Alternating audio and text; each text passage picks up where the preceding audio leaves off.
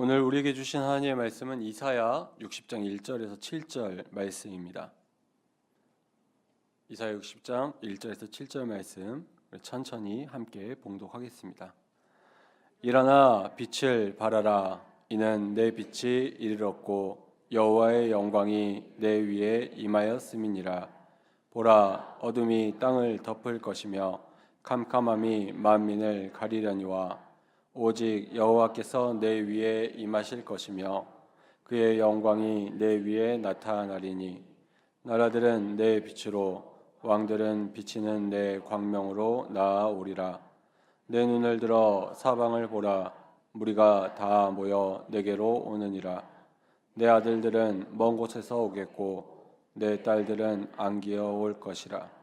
그때 내가 보고 기쁜 빛을 내며 내 마음이 놀라고 또 화창하리니 이는 바다의 부가 내게로 돌아오며 이방 나라들의 재물이 내게로 옴이라.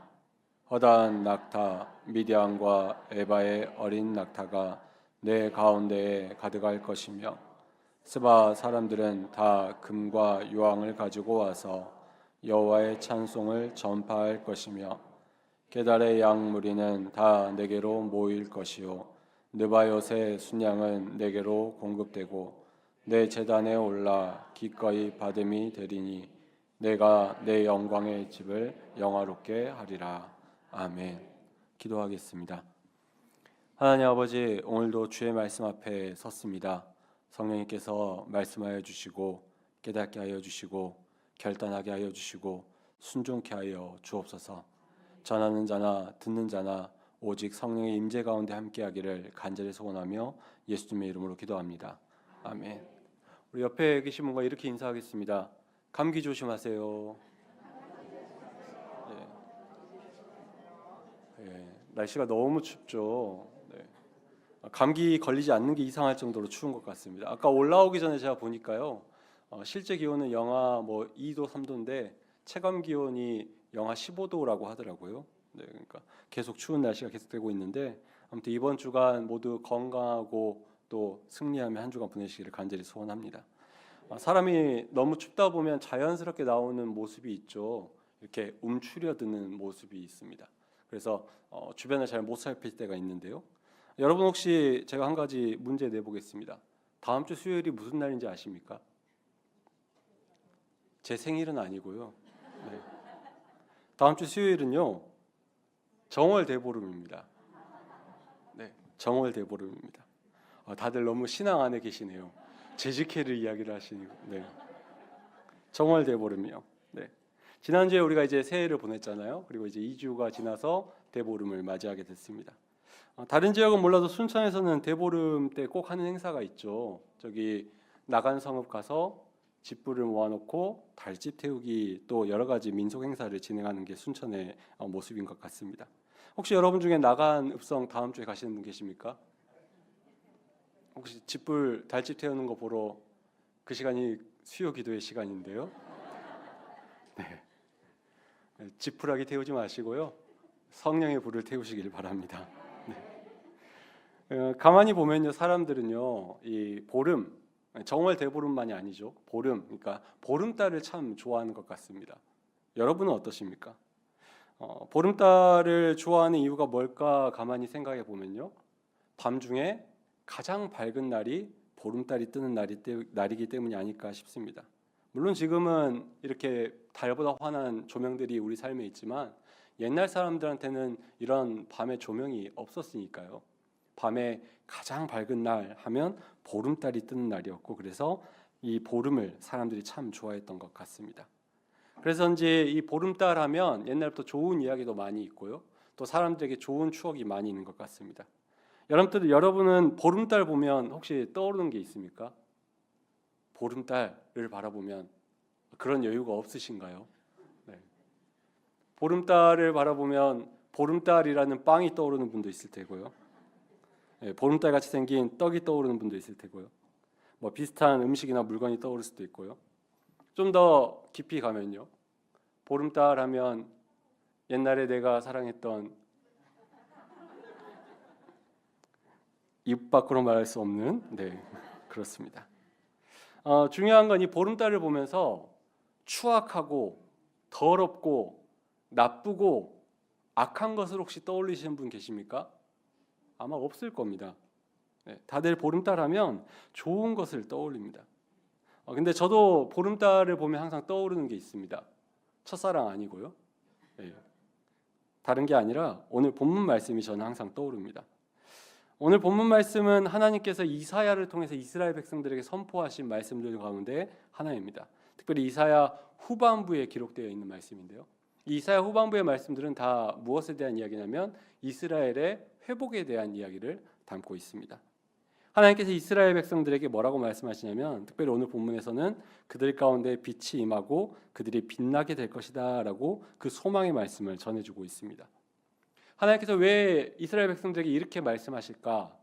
당시 이스라엘 백성들의 상황이 빛이 하나도 없는 칠흑 같은 어둠 가운데 있었기 때문입니다. 당시 이스라엘 백성들이 어떤 상황이었냐? 바벨론에 포로로 잡혀가 있는 상황이었습니다. 이제 막 잡혀간 것도 아니고 잡혀간 지 한참 된 상황이었습니다.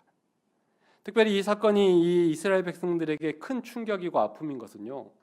그들의 역사 가운데 항상 자랑스러웠던 게 뭐냐? 노예였던 자신들이 자유인이 되어서 나라를 세운 게 자랑이었거든요. 근데 그런 자신들이 그 선조들의 역사를 뒤엎고 다시 노예가 되어버린 겁니다. 그러니까 얼마나 속이 상하겠습니까?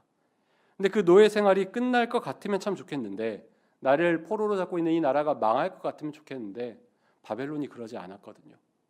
망할 것 같지 않은 거예요. 그러니까 내 노예 생활이 포로 생활이 계속될 것 같았죠. 그래서 이 이스라엘 백성들은 이 순간 마음이 무너졌습니다. 소망이 없어졌어요. 내 어둠이 끝나지 않을 것 같았고 점점 더 어둠 속으로 빠져들 것 같은 실패한 인생이 되어버린 이스라엘 백성들이었습니다. 즉 이렇게 어둠이 가득한 이스라엘 백성들에게 하나님께서 이사야 선지자를 보내신 겁니다. 그리고 그에게 선포하게 하시죠. 뭐라고 선포하십니까? 빛이 임한다라고 약속한 겁니다.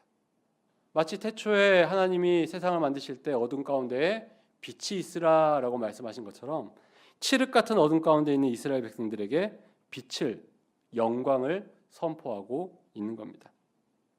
지금 이스라엘 백성들의 모습에서는 영광이란 단어, 빛이란 단어가 가당치도 않은데요. 치욕과 굴욕과 수치가 그들에게 맞는 단어인데 하나님은 그들을 그렇게 바라보고 있지 않죠. 하나님은 그들로 하여금 영광을 얻게 하겠다라고 약속을 합니다. 영광을 얻되 그들이 노력해서 그들이 수고해서 얻을 수 있는 영광이 아니고요. 하나님이 주시는 영광을 그들에게 주겠다라고 약속하고 있는 것입니다. 하나님께서 주실 해방과 회복, 자유의 날, 빛이 임하는 그 날을 약속해 주고 있는 것이죠. 그리고 하나님께서는 이 오늘 말씀을 통해서 어둠 가운데 있던 이 이스라엘 백성 같은 우리 삶의 어둠 가운데 있는 우리의 마음, 우리의 영혼에게도 동일하게 말씀하고 있습니다. 빛을 약속하고 있고요. 빛에 비춰질 것을 우리에게 분명하게 말씀으로 약속하고 있는 것입니다. 바라기는 혹시 내 마음에 어둠이 있다면, 내 삶에 어둠이 있다면, 내 가정 가운데 어둠이 있다면 오늘 이 말씀이 우리에게 소망되기를 간절히 소원합니다. 포로였던 그들에게도 이 말씀이 소망이 되었던 것처럼 어둠 가운데 있는 우리의 삶이 하나님의 빛과 영광이 임해서 회복되는 역사 있기를 간절히 소원합니다. 그래서 오늘 본문의 말씀은요, 우리에게 분명히 이렇게 말하고 있습니다. 빛이 나려면 하나님의 빛이 임해야 한다라는 거죠. 사실 우리가 이렇게 생각할 수 있죠. 나도 꽤 괜찮은데, 나도 꽤 능력 있는데, 나도 꽤 빛날 수 있는 사람인 것 같은데 라고 생각할 수 있습니다. 그런데 성경은 또 하나님은 우리에게 분명히 말합니다. 하나님의 빛이 임해야지만 빛날 수 있다라는 겁니다. 왜냐하면 성경이 말하는 인간은 빛을 낼 수 없는 존재이기 때문입니다. 스스로 빛날 수 없는 존재이기 때문입니다. 제가 아까 달 이야기 잠깐 했는데요. 혹시 여러분 그거 아십니까? 달은 스스로 빛내지 못하죠. 우리가 달빛을 보면서 달이 빛난다라고 생각하지만 달이 스스로 빛을 냅니까? 아니죠. 우리가 달빛을 내는 그 다리를 바라보며 달이 빛을 낸다라고 말하지 않고 태양의 빛을 달이 반사시킨다라고 이야기를 합니다. 즉 달은 스스로 빛을 내지 않아요. 태양이 그 빛을 비춰줄 때만 빛을 낼 수 있는 존재가 달인 것입니다. 그리고 우리는 그 달빛을 보면 너무 예쁘고 아름답다라고 말하죠. 근데 그거 아십니까? 달 혹시 가보셨습니까? 아직 안 가보셨죠? 나중에 꼭 우주 여행 해보시길 바라고요. 달 영상과 달 사진 봐보셨죠? 달이 아름답던가요? 달이 우리가 생각한 것처럼 너무나도 아름답고 따뜻해 보이고 그럴싸해 보이는 곳이던가요? 실제 달은요, 가보면 척박하고 어두컴컴하고 칠흑 같은 공간, 거친 표면을 가진 것이 달입니다. 근데 그 달을 우리가 아름답게 보는 이유는 태양의 빛이 있기 때문이죠. 태양의 빛이 반사되기 때문입니다. 달이 아름다운 게 아니라 달을 통해 비춰지는 빛이 아름다운 거죠. 마찬가지입니다. 우리도 달 같은 존재 아닙니까? 여기 지금 너무나도 예쁘게 하고 오시고 멋지게 입고 오셔서 다들 빛나 보이시지만 우리의 마음을 한번 살펴보면 우리가 이야기했던 그 달의 표면과 하나도 다를 바 없는 게 우리의 모습 아닙니까? 죄로 인해서 망가지고 어둡고 상처투성이에 거칠고 언제든지 누가 건드리면 미워하고 원수 같기를 좋아하는 그 달의 실제 모습과 같은 게 우리의 모습 아니겠습니까? 그래서 우리는 스스로 빛을 낼 수 없습니다. 근데 가끔 이런 착각을 하죠. 아니야, 그래도 나는 빛날 수 있어. 내가 좀 예쁘니까. 내가 좀 건강하니까. 내가 좀 똑똑하니까. 더 나아가서 이런 빛도 내봅니다. 내가 좀 착하게 살면 빛나지 않을까. 내가 좀 의로운 생각도 하고 의로운 말도 할 줄 알고 의로운 행동 좀 하면 나도 좀 빛이 날 수 있지 않을까. 선한 활동 많이 하고 기부 많이 하면 빛이 될 수 있지 않을까라고 스스로 생각할 때가 있습니다. 심지어 무슨 생각까지도 하냐면요. 이건 이제 예수 믿지 않는 사람들도 하는 거고요. 예수 믿는 사람들은 이런 생각도 합니다. 예수 믿고 하나님 은혜로 내가 많은 것들을 누리게 되었는데요. 뭔가 좀 빛이 나는 인생이 되었는데요. 그게 마치 내가 잘해서 된 것처럼 그렇게 내가 스스로 빛내고 있다라고 착각하는 교만에 빠질 때가 혹시 있지 않으십니까? 성경은 언제나 우리에게 말합니다. 사람은 스스로 빛낼 수 없는 죄인입니다. 인간은 죄로 인해서 점점 더 어두워지고 홀로 두면 칠흑 속으로 빠질 수밖에 없는 그런 약한 존재가 인간이다라는 겁니다. 빛나는 삶을 바라지만 어둠으로 점점 나아가는 게 우리의 삶 아니겠습니까? 그래서 더 빛이 되고자 발버둥 치는 거 아니겠습니까? 하지만 사람은 스스로 빛나는 게 불가능하다는 거예요. 그 빛이 영원하기도 불가능하다는 겁니다. 그래서 우리에게, 특별히 믿는 우리에게는 진짜 빛이 필요한 줄로 믿습니다. 그 빛이 무엇입니까? 오늘 말씀에 나오는 하나님의 영광, 하나님의 빛이 우리 가운데 임하기를 간절히 소원합니다. 우리에게 누가 필요합니까? 이 세상의 빛으로 오신 예수 그리스도가 필요한 줄로 믿습니다. 우리가 빛날 수 있는 유일한 방법은요, 빛이신 하나님의 자녀, 하나님의 아들이 되는 그 방법밖에 없음을 기억하고 살아가는 저와 여러분 되기를 간절히 소원합니다. 그래서 우리가 힘써야 될 일이 무엇입니까?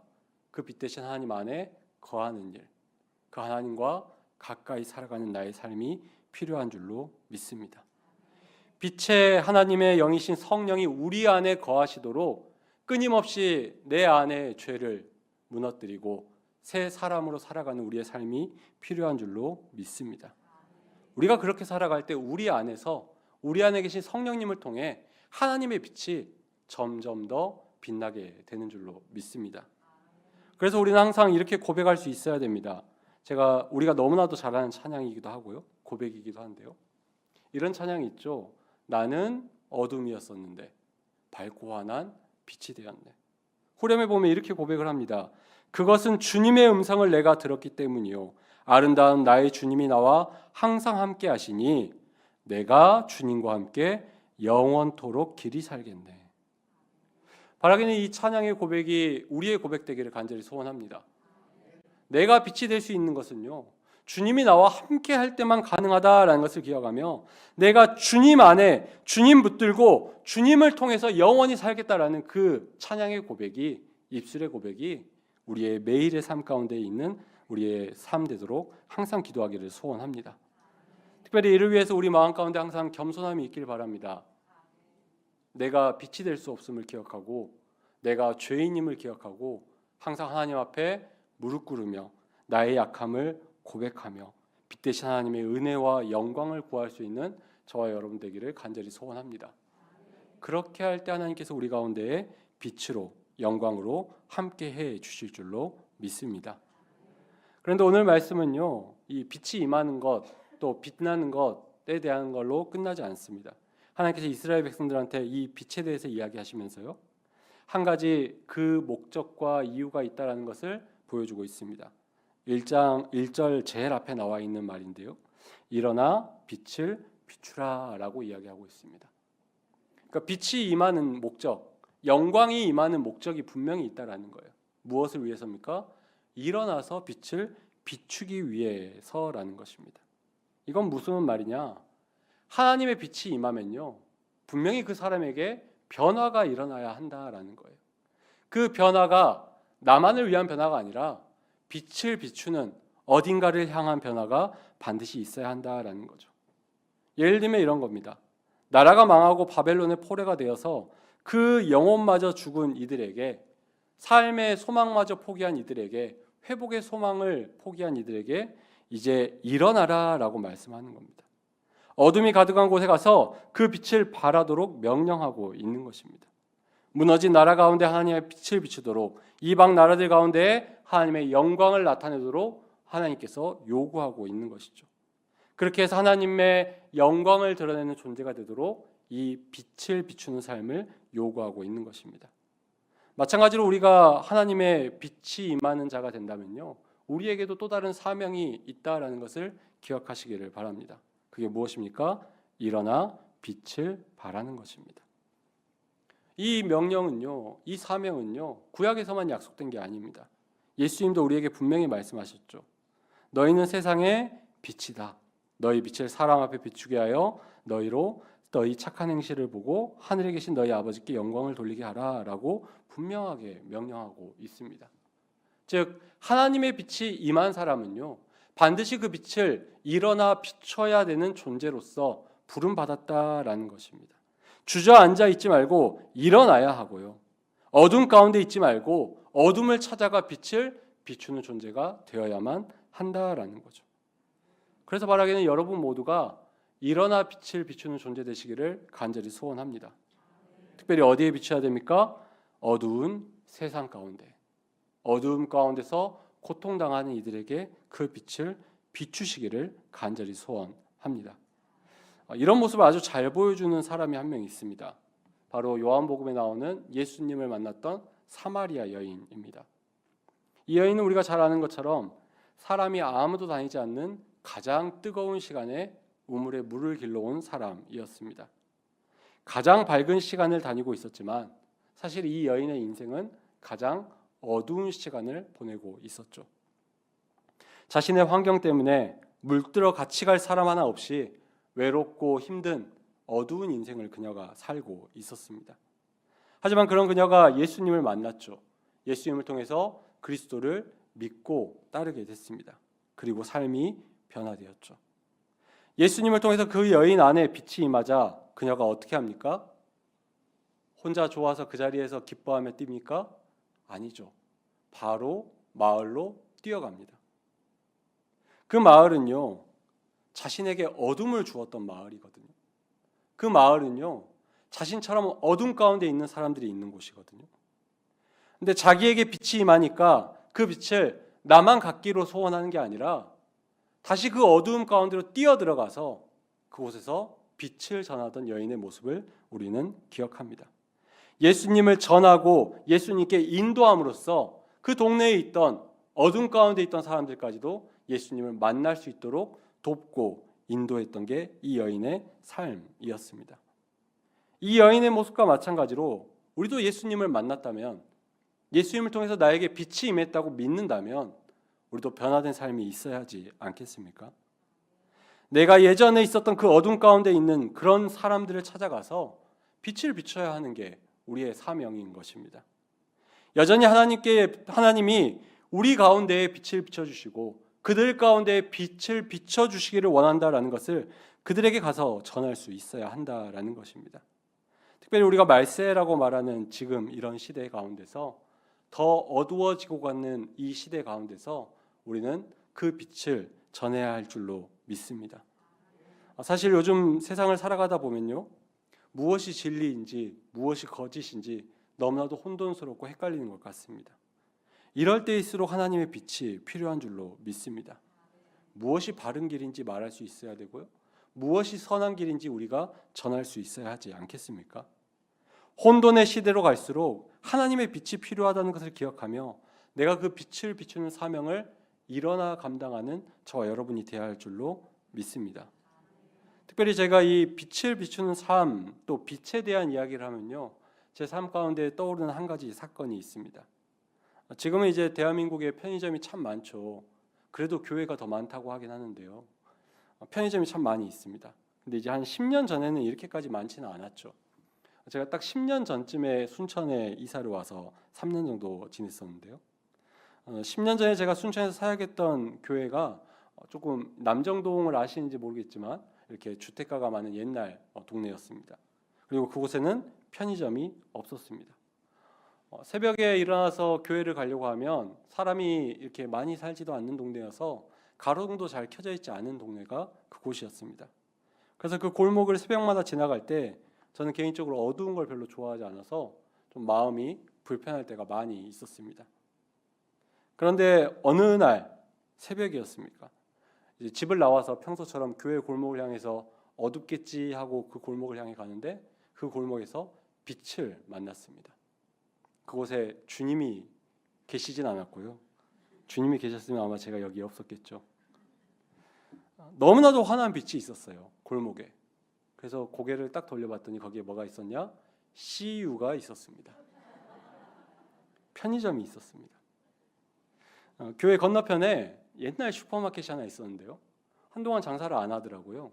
근데 어느 날 보니까 그날부터 CU가 장사를 시작했습니다. 그래서 간판을 새벽에 켜놓았죠. 얼마나 그 CU라는 글자가 환하게 잘 보이던지 아직도 잊혀지지 않습니다.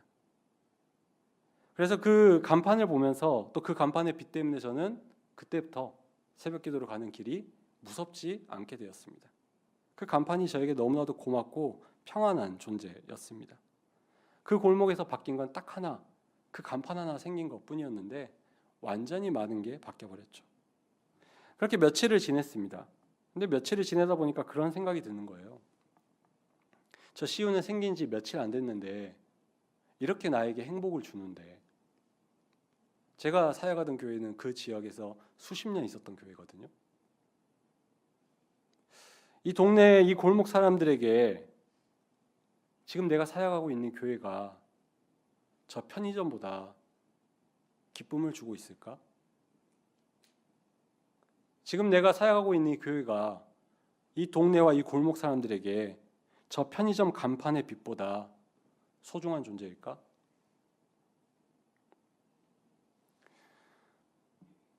당시 동네에서 교회에 대해서 하는 이야기를 종종 들을 수 있었기 때문에 한편으로는 속이 좀 상했습니다.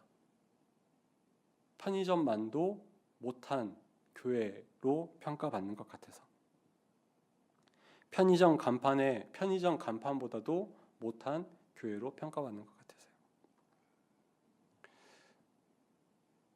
그러면서 또 그런 생각을 해봤습니다. 나는 어떤가? 나는 내 이웃들에게, 내 친구들에게, 내 가족들에게 어떤 존재인가에 대해서 한 번 더 생각해 보게 되었습니다. 그때부터 저에게 이 빛에 대한 삶, 빛을 비추는 삶에 대한 이야기를 하면요, 딱 하나의 기준이 생긴 겁니다. 나는 편의점 간판보다 더 나은 존재인가? 여러분은 어떻습니까? 여러분 스스로에게 동일한 질문을 한번 해보시기 바랍니다. 나는 내가 속한 직장과 사업장과 모임과 공동체 안에서 가치 있고 소중한 존재입니까? 하나님의 빛을 비춰서 내가 인정받고 있습니까? 또 더 나아가서 빛의 자녀들이 모여 있다라고 말하는 이 교회, 우리 서로 사랑하는 교회요. 우리 교회는 이 지역에서 하나님이 원하는 뜻대로 일어나 빛을 잘 발하는 교회입니까? 혹시 이름대로 어두움 가운데 쓰러져 있는, 아파하고 있는 이웃들과 서로 사랑하기를 잘하고 있는 교회입니까? 아니면 교회 안에 있는 우리끼리만 서로 사랑하기를 잘하고 있는 교회입니까? 혹시 우리 교회가 없어지면 이 지역 사람들이 아쉬워할까요? 좋아할까요? 내가 하나님의 빛을 바르게 비추고 있다면요, 우리는 우리 주변 사람들에게 편의점보다 소중한 사람일 줄로 믿습니다. 우리 교회가요, 하나님 주신 그 영광과 빛을 하나님이 원하시는 곳에 바르게 일어나 비추고 있다면요, 우리 교회의 존재가 우리 이웃들에게 소중하게 느껴질 줄로 믿습니다. 우리 교회를 통해서 이 지역의 가장 어두운 곳에 하나님의 빛이 비춰져서 그들도 소망의 빛을 볼 수 있다면, 그래서 그들도 일어나 다시 살아갈 수 있다면, 이 순천시에서 우리 교회는 잊혀지지 않는 교회가 될 줄로 믿습니다.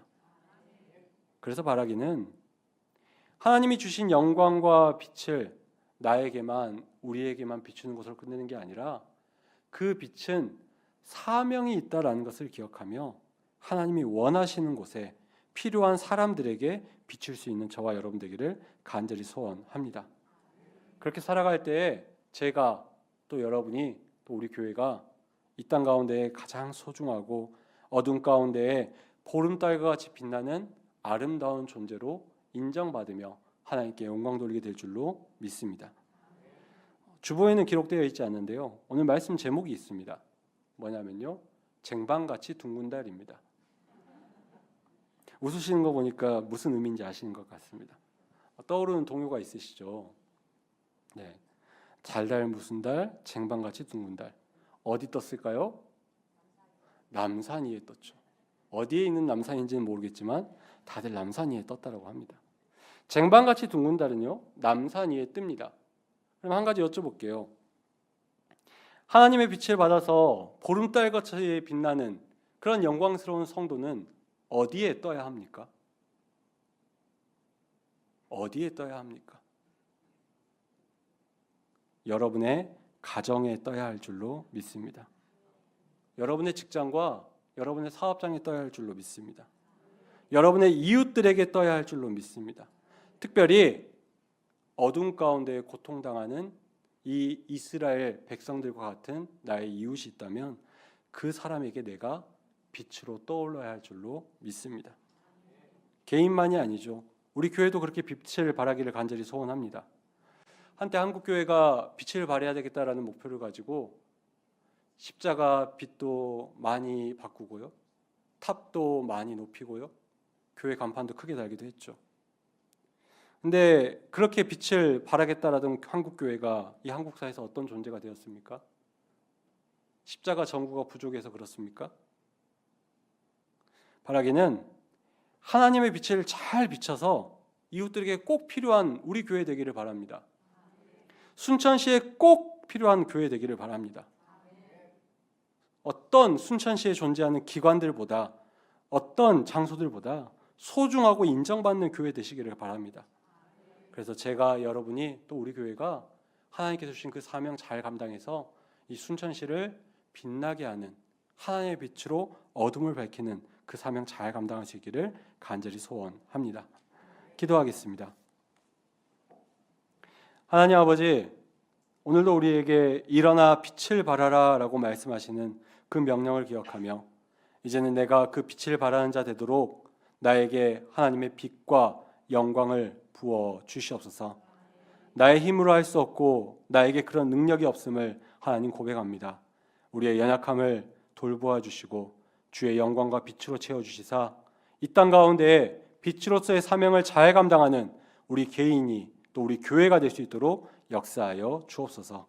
예수님의 이름으로 기도합니다. 아멘.